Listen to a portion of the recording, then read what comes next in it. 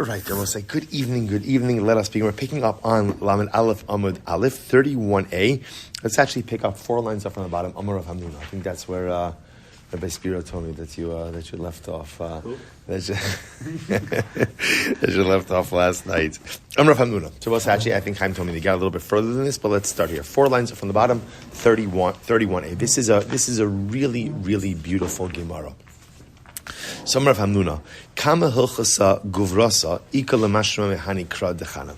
So we'll say, so remember again, we have, the Gemara already alluded to this, that we have a number of different scriptural allusions to powerful prayer. In other words, everything goes back, of course, in the beginning of the 4th parak we saw that on one hand, like the source for prayer is Avram, Yitzchak, and Yaakov, right? Avram davened in the morning, Shachris. Not that Avram literally davened Shachris, no one's suggesting that, but he davened a morning prayer. Yitzchak davened in the afternoon, Yaakov davened in the evening. So the conceptual framework of the concept of tefillah certainly comes from the Avos, certainly comes from the patriarchs.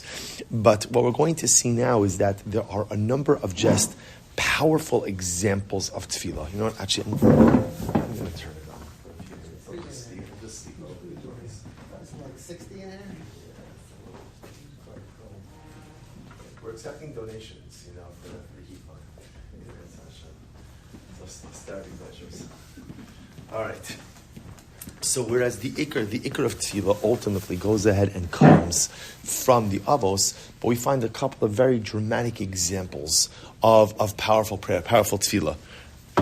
I look forward to Thursday night every week. I never know what's going to be. Okay, so I'll say, so now the Gemara is giving an example over here of Chana. That Chana, the mother of Shmuel, beginning of Shmuel Aleph, is one of those individuals who engaged in just a profound tefillah. So the Gemara says, Hamnuna says that there are many halachos that are learned out from the tefillah of Chana. Now, again, just to point out what the Gemara is saying over here, there are many details of tefillah that are learned out from how Chana davened. So watch this, this is incredible. See what the Gemara says, the Chana medaberes hi aliba. Chana was speaking to herself. So remember, just to give you the context, this is the story, Book of Samuel, Shmuel Aleph, Perek Aleph. Chana was barren for many years. Every year the family, husband's name was Elkanah, she had a co-wife named Penina. So every year, they would go ahead and they would come up to the Mishkan. Every year they would come to the Mishkan. And Penina had children, Elkanah had children, and obviously it was like a festive time, a family gathering, and Chana was always by herself. So the Navi records a story that one Yontiv, she couldn't take it anymore. She couldn't take it anymore. She didn't eat anything. She left the group and she goes into the Mishkan and pours out her heart. So that's this story. So from the context is Eli, the high priest, walks in. And he sees what's happening over here. So what does he see? Ve'chana hi medaberes aliba. So Chana is literally talking. Now, medaberes aliba means talking on her heart, which of course on a deeper level means she's talking to herself. So Chana was davening, but was not making sound. Moving her lips, not making sound. Mikan, so what do you see from here? The mispalo shetzarchi yechaven libo. So from here you see that when you daven, you have to have kavana. So also it says anything. The Gemara understands medaberes aliba means she was concentrating. She had kavana. So the Gemara says from here you see you have to have kavana. And listen, it always struck me as being fascinating that the Gemara needs to learn out that you need to have kavana when you daven. In other words, I don't know, I would have thought isn't it just intuitive? So what do you see from here?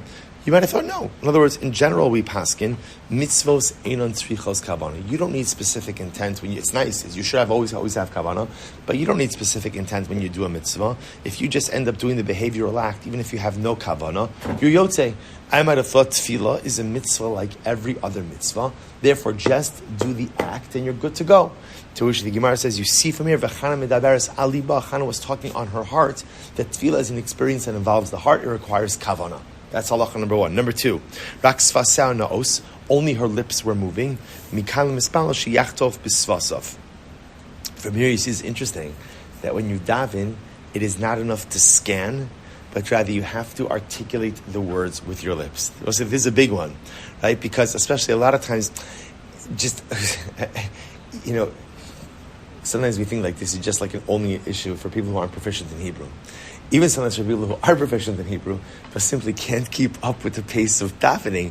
So sometimes you're I can't keep up, so let me just scan. So you see from here, you can't scan. Can't scan. You really have to be able to actually articulate the words. V'kola lo yishama. Her voice was not heard. Mikan she'asr la'agbiya kolo b'tfilaso. From here you see that you can't daven too out loud. Interesting, right? Then, in other words, all these different halachas, I will say, all of these are codified halacha. It's actually very important. On one hand, there is a concept of davening in a louder voice, because sometimes davening out loud helps you with your kavana. The Mishnah Berurah explains you could daven out loud, but you can never daven at a decibel level that potentially goes ahead and interferes with someone else's davening. So you have to just be cognizant of whatever the right decibel level is. The Gemara says, this is incredible. Now I will say, I have to point something out amazing to you, which is the way Chana davened, no one ever davened this way before. So I guess when people normally daven, I guess they davened with a little bit of a tone or something. So Eli had never seen someone. Let me take a step back. The pasuk says Eli walks into the Mishkan. He sees this woman and he thinks that she's drunk. He knows that nobody else ever davened like this. No, he never saw it. It's just you know what you know, right? So his experience is that he had not seen someone davening like this, and this obviously was not the normal way to pray. You see from his reaction that he didn't think she was davening. He thought she was drunk. How is it specifically not Whatever it is, it's the whole package. And by the way, it could be a number of different things. It could have been that obviously Chana was emotionally intense. So sometimes when you see someone having like an extreme emotional reaction to something, so sometimes, you wonder, like, what's going on over here? So you kind of put this all together, and Eli assumed that she was drunk. So the Gemara says, Mikan, sheshikar aksales bala. What do we learn from here? That a person who's drunk is not allowed to daven. Okay, so interesting halacha as well. Vayomer ela Eli ad masai tishtakmin. So Eli rebuked. Yeah. Because he thought she was drunk. So it's the next line. So he says, "Vayomer ela ad masai tishtakmin. How can you come in here drunk?" That's what he says to her. Right? So he says to her, "Until for how long are you going to remain drunk?" In other words, he chastises her for being drunk. So you see from here that a drunk person is not permitted to daven. It's actually a very important halacha, because at the end of the day, this is why halacha l'maisa Purim. One has to be incredibly careful, especially one has to daven Ma'ariv. One is not permitted to daven in a state of inebriation, and therefore halacha l'maisa again. That was his taina on her. So the Gemara says, "Amar B'Lazar Mikan l'ra bechavero Amud Beis Mikan l'ra bechavero davar she'eno hagun zarach lochicho." From here you see that when you see something inappropriate in your friend, you have to rebuke them. So I'll say this is actually an incredible halacha as well, that Eli could have said, "Listen, I'll just mind my own business," kind of walk on. So the Gemara says, from here you see that if you see something inappropriate in your friend, you have to tell him. Now, I want to mention that you have to be very careful with this halacha, because some people do walk around the world telling everybody what they think about everybody. And that is a terrible, irresponsible midah. Number one, because who says that you know what you're talking about? That's number one, right? And number two, in general, there's always a way to deliver this type of information that requires an incredible amount of delicacy and an incredible amount of sensitivity. So, but the Gemara is teaching me a principle. That a principle will say, you see, if you never tell anybody what they're doing wrong, so at the end of the day, that means you don't care. Right? If I care care about you and you care about me, if I see you doing something wrong, you're going to say something to me. You see me doing something wrong, we're going to say something to each other. Steve, you could leave it on. I was going to leave it on. I'm sorry. It doesn't work. Oh, so it was just psychological. It was just psychological. Oh, yeah. Oh, I thought. Okay, is that new that it doesn't work? Just confirm with John 20 minutes ago. Ah. And it's not. Are you trying to make it warmer or cooler? I was trying to make it warmer a little bit. It's not making warm. Okay, Steve, you can shut it off. All right, it's good. All right. So we'll say, so the Gemara goes weiter. Vatan Chana v'tomer lo Adoni. So Chana responds, and she says, no, my master. I am not drunk. So she responds. So the Gemara says, Amr Ula v'tim Rav Yossi Rav Chanina. Amri lei lo Adon ata b'davar zeh v'lo ruach hakodesh shora alecha. So we'll say, so Rabbi Yossi Rav Chanina says that Chana actually gave Eli a significant amount of musar. That she said to him, and the wording over here is really incredible. She says to him, Lo Adon Ata, you're not a master in this. You are not a master in this matter. And clearly, you don't have prophecy. Why? because you are choshed me that I am drunk, and I'm not really drunk.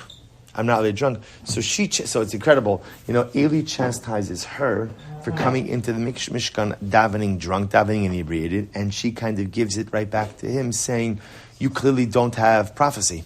Because if you had prophecy, you'd be able to see that I'm not drunk at all. In fact, just the opposite. Others say, Hachi Amrle, this is what she said to him, not as a statement. Both in the first version, she made it like a statement. You're not a master. You don't have Ruach HaKodesh. In this other version, Ikeda Amri, Hachi Amrle, this is what she said to him, Lo Adon Ata, Lav Ika Shechina Ruach HaKodesh Gabecha, Shedantani Lekaf Chova Velo Dantani Lekaf Zuchus. So again, in this version, she asks it as a question. Don't you possess prophecy?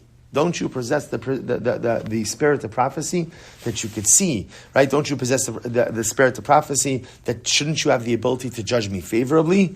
Mi lo yadata di isha kshasrach anochi v'yayin v'shecher lo shasisi. Don't you know that I am a woman? I am a woman of bitter spirit, and I have not drunk any wine or inebriating or intoxicating beverage.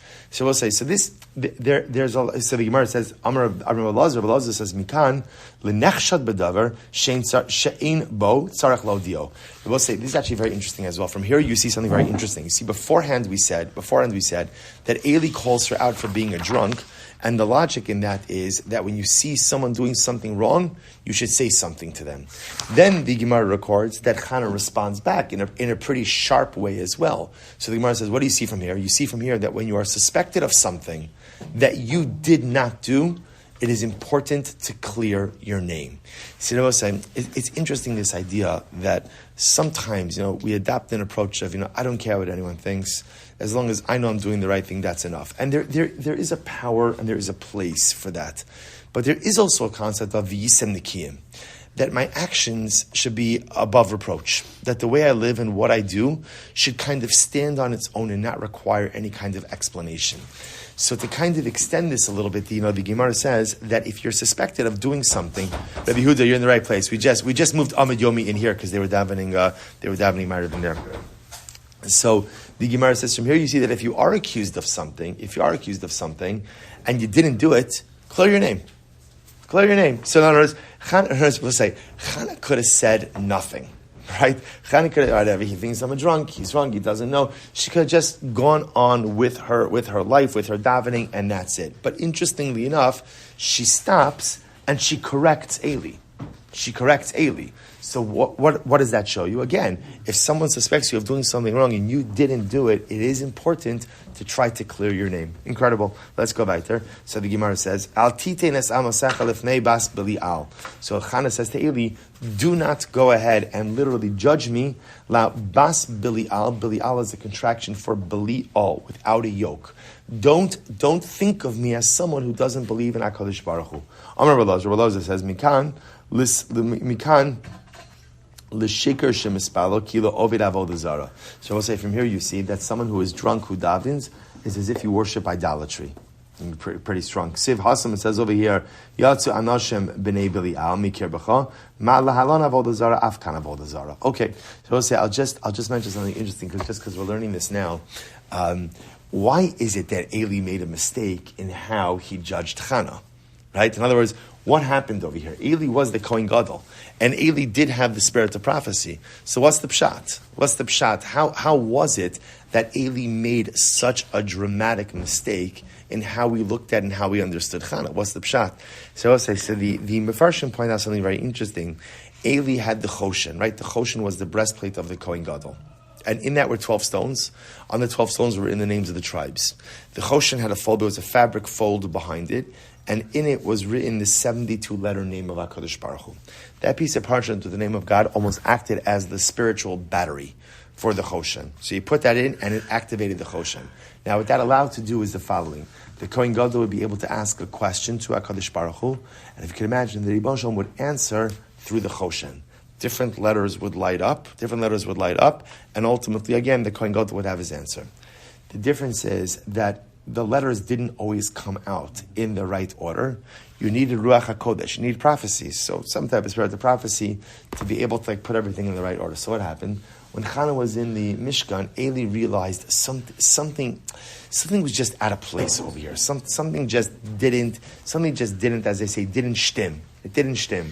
So he asks, what's going on over here? And I will say, what letters came up? Shin, Chaf, Reish, Hey. Shin, Chaf, Reish, Hey. So ultimately, Eli says, Shikora. What he didn't realize is that those are also the same letters as Kshera. But there was something off with Eli. There was some type of disconnect. Something had happened over here that caused him not to go ahead and look at the letters in the right order and in the right way. Yeah. She said, aren't you a Navi? But a Navi can't just see everything that's happening. But the Kohen Gadol knows how to interpret that's the Kohen Gadol's job. His job is to interpret the Urim V'Tumim. Now what? But anytime he sees a person. No, but that's the point. He consulted with the Urim V'Tumim. That's the whole point. He got an answer, but he didn't interpret the answer correctly. So again, why Eli, so to speak, wasn't connected with the Urim V'Tumim? What was going on is a different discussion. But also like a really profound insight into sometimes, we see something and we automatically assume that if we see it, then what I see, I size it up and I know the facts, from the beginning. And it's important to understand that often in life it doesn't work that way. You could see something, and just because you come to an initial understanding does not mean that that's the factual reality of what it is that is actually occurring. Incredible. Let's go a little bit weiter. Why did the Urim not just give a quick answer? Why, I mean, once there's a nate taking place, which there is, why does it have to be this mystery, letters popping up and you have to guess like a puzzle? So, first of all, I would remove the word guess. It wasn't guessing. It required a certain degree of Ruach HaKodesh. And I think the point over here is that Ribono Shel Olam doesn't spoon feed anything. And even prophecy requires tishtadlus. So HaKadosh Baruch Hu is going to give, I'm going to give you the answer. I'm going to give you the information. But you have to figure out how to arrange things in the right way. And again, even that's not done by itself. Even that ultimately is done with incredible siyata d'shmaya. So also, let's go a little bit weiter and we'll stop for tonight. He says, Vayan Eli vayomer lechi l'shalom. So Eli says to Chana, okay, go in peace. So the Gemara says, Amar Belazar mikam lechoshir es chaveiro b'davar she'ein bo shetzarach lefaiso. From here you see that when you suspect someone of doing something that they did not do, and then it turns out that you were wrong, you have to appease the individual. So we'll say, this is actually a very important halacha. Sometimes we judge someone unfavorably, we make a wrong call, then we realize we're wrong, but what happens, I think 9 out of 10 times is most of us don't own it when we're wrong. We kind of just move on. The Gemara says, no, that's not the way it works. If you ultimately judge someone wrongly and you accuse them wrongly, then you have an obligation to make good by them. You have an obligation. Literally, the faiso means to appease them. You have an obligation to apologize, an obligation to make things right. So Eli realizes that he was wrong about Chana, and therefore he says, L'chi l'shalom. You should go in peace, which was a bracha. So the Gemara says, V'lo od ele shetzarach levarcho. You also have to give a bracha. Shneimar ve'elokei Yisrael yitain es shalascha. And Eli gives Chana a tremendous bracha. Eli says to Chana, HaKadosh Baruch Hu should fulfill your request. So both say, so again, we'll stop over here for tonight, Emir Hashem. All right, we'll do one more line, then we'll stop. Vatidran is such a good Gemara. Vatidran ed Vatomer Hashem tzavakos. All right, I will say we'll stop over here tonight. I know it's not a short piece. I'll say, but I just want to tell you just how amazing it is that again we're going to see that like so many halachos, so many dramatic pieces all come from this tefillah of Chana. Now, just to point out, what was Chana's objective? Chana's objective was not to go ahead and create a framework for tefillah. It wasn't to go ahead and create. Chana was just doing her thing. I'll say, we don't realize that so often in life, we never know the things that we do that forge a pathway for future generations. Sometimes I'm just minding my own business, doing my own thing, and little do I realize that what I'm doing ultimately sets the groundwork for dramatic things that are about to occur. All right, Debo say, Shkoyach, stop over here for tonight. Tremendous. Sorry about the room change. But Shkoyach, everyone. Hasidus Shem Yirtz Hashem, beginning in just a moment. So the